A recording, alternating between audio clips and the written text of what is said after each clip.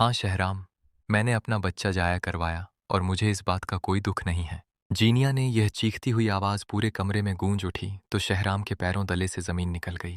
शहराम साकित खड़ा अपनी बीवी का वो भयानक चेहरा देख रहा था जिसका उसने तसव्वुर भी नहीं किया था।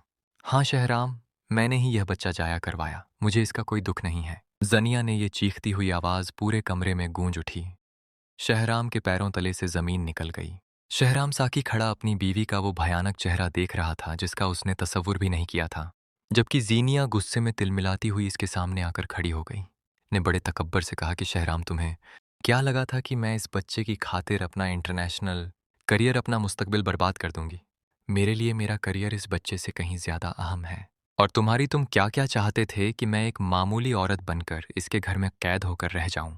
ये फैसला मैंने खुद किया। शहराम की आंखों में गुस्सा और दर्द एक साथ उमड़ आए। इसने तड़प कर पूछा, जीनिया, तुम इतनी संगदिल कैसे हो सकती हो? वो मेरा भी तो बच्चा था, तुमने मुझसे बिना पूछे इसको मार डाला। अभी यही बहस चल रही थी कि शहराम की वालदा निशात बेगम कमरे में दाखिल हुई। उनके चेहरे पर हवाइयां उड़ी हुई थीं क्योंकि उन्होंने जनिया का एतराफ अपने कानों से सुन लिया था। निशात बेगम ने रोते हुए बोली कि जिनिया, तुम इतनी गिरी हुई निकलोगी मैं तो तुम्हें इतने प्यार से, इतने लाड से इस घर की बहू बनाकर लाई थी। तुमने कैसे मेरे पोते का खून कर दिया? जिनिया ने अपनी सास का भी लिहाज नहीं किया और कहा कि आंटी, आप लोग मुझे जज्बाती ब्लैकमेल करना बंद कर दें। मैंने वही किया जो मेरे लिए, मेरे करियर के लिए मुझे बेहतर लगा। बिल्कुल इसी लम्हे घर के दरवाजे पर दस्तक हुई और महक और फरियाल का हाथ थामे हुए अंदर दाखिल हुई। महक की आंखों में आज वो पुराना वाला डर नहीं था, बल्कि एक अजीब सी हिम्मत थी। महक सीधी शहराम के पास पहुंची और बुलंद आवाज में कहा कि शहराम भाई, आज इस घर के सारे राज फाश हो जाने चाहिए, अब बहुत हो गया। महक ने जीनिया और सीरत बेगम की तरफ इशारा करके कहा कि यह माँ बेटियां नासूर बन चुकी हैं, ये सबकी जिंदगियां बर्बाद करती रहती हैं, बस अब बहुत हो गया। महक ने शहराम को बताया कि शहराम भाई, आपका रिश्ता फरियाल के साथ होने वाला था ना?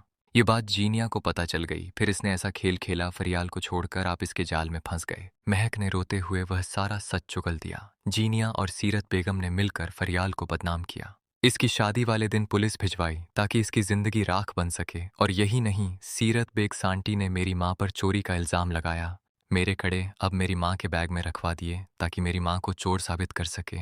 शहराम ये सुनकर बिल्कुल पागल हो गया। इसे एहसास हुआ कि किस नागिन के दरमियान वो रह रहा था। इसने मुड़कर जीनिया की तरफ देखा और वो डर के मारे थर थर कांप रही थी। जीनिया मकर करने की कोशिश करने लगी। शहराम, ये महक झूठ बोल रही है, ये मुझसे बदला लेना चाहती है, मुझसे जेलस होती है ये।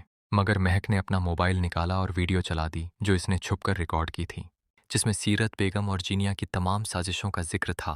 वीडियो देखकर शहराम का बचा कूचा जब भी जवाब दे गया।